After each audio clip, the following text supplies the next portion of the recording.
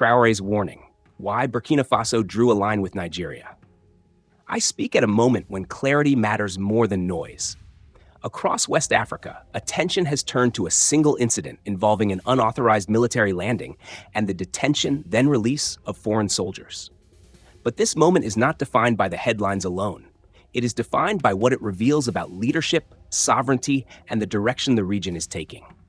Too often, incidents like this are reduced to technical errors or diplomatic footnotes. Yet beneath the surface lies a deeper question, one that Africa has confronted for generations. Who sets the rules, and who is expected to follow them? Burkina Faso's response was not impulsive, it was not emotional, and it was not hostile. It was deliberate, it was measured, and it was rooted in a principle that is becoming increasingly non-negotiable across the Sahel. Sovereignty must be respected, or it has no meaning at all. This is not a story about confrontation.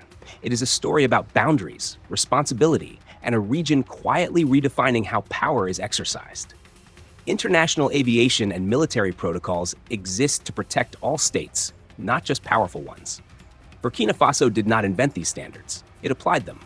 Attempts to reframe the incident as a minor administrative oversight miss the deeper issue. Africa is no longer willing to normalize breaches of sovereignty simply because they are familiar. Familiarity does not equal legitimacy, especially when military assets are involved.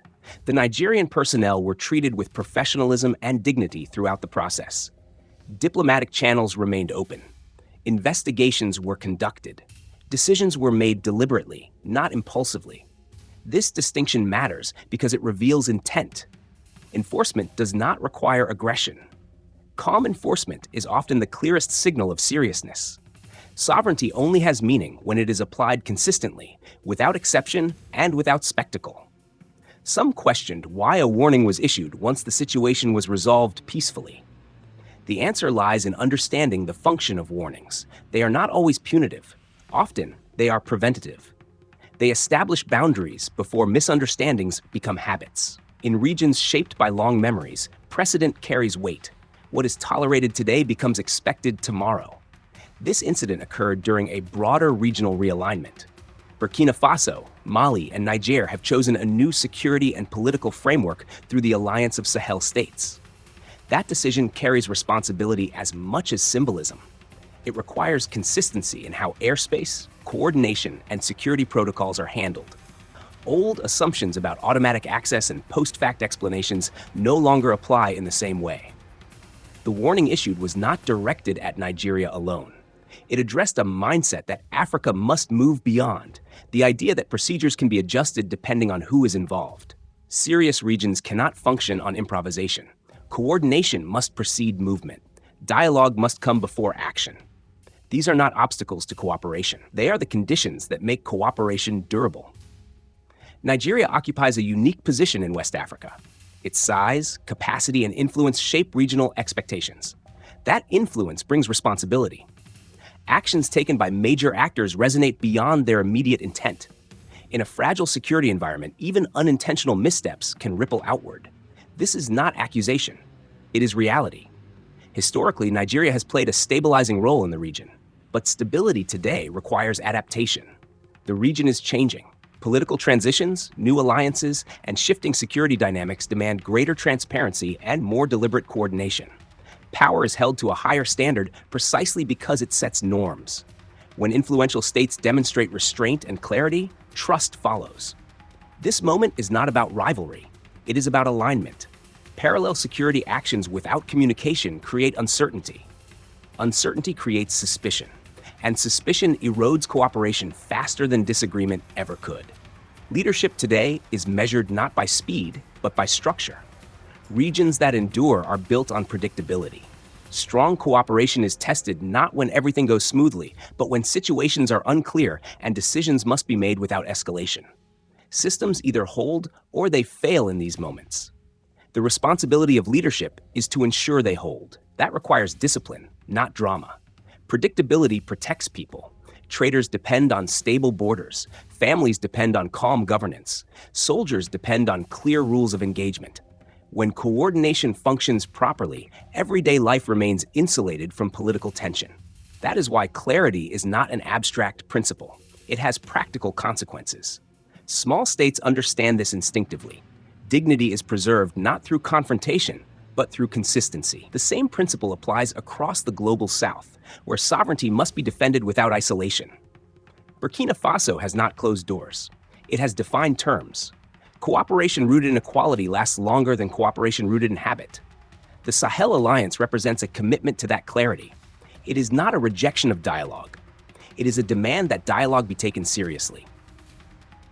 Transparent coordination reduces misunderstanding. Reduced misunderstanding lowers tension. This is practical leadership in a region that has paid too high a price for ambiguity. Narratives often travel faster than facts. When sovereignty is asserted, some label it aggression. When boundaries are enforced, some call it hostility. These reactions reveal expectations formed during an earlier era, one where African authority was questioned by default. That era is ending. Communication matters because perception shapes power. Calm, consistent explanation is not weakness. It is how serious states protect both peace and reputation. In this case, law was followed, dignity was maintained, dialogue was preserved. Everything else is interpretation. Africa now stands at a point where leadership must be defined by conduct rather than rhetoric. Predictability, equal application of rules, and long-term stability matter more than momentary approval. Respect for sovereignty is not radical. It is standard practice among serious nations. Peace is not maintained by silence. It is maintained by clarity. Respect creates stability. Clarity prevents conflict. Cooperation grounded in dignity endures. That is the standard being set. Not loudly, not recklessly, but consistently. History does not judge nations by isolated incidents. It judges patterns. It asks whether leaders acted from fear or from principle. This moment reflects a choice to prioritize structure over impulse and dignity over convenience. When sovereignty is defended calmly, it becomes ordinary. When applied consistently, it becomes expected. That is how regions mature. And that is the path Burkina Faso has chosen to uphold. This moment was never about confrontation. It was about principle, about demonstrating that sovereignty, when upheld with composure, does not destabilize regions. It stabilizes them.